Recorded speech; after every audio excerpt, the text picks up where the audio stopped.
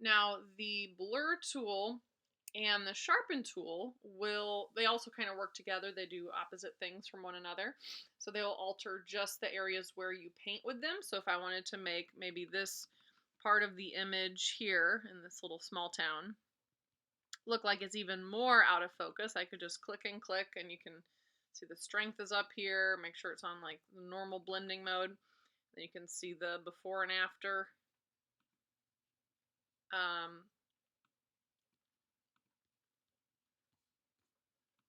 so if you click and click and click, it'll kind of blur it. So you can see what that's doing on where it says seeds. So there's before I blurred it, here's after I blurred it. So it's a good way to make something look like it's in the background. And then you can do the opposite, which is sharpen using the triangular tool underneath the blur tool. So in this case, I'm going to sharpen just part of these train tracks to kind of show what this does.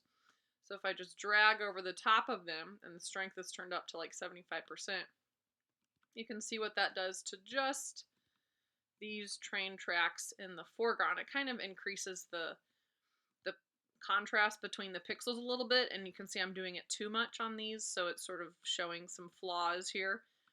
But there's some really sharpened areas on the train tracks versus what it looked like before, where it was more blurry and out of focus.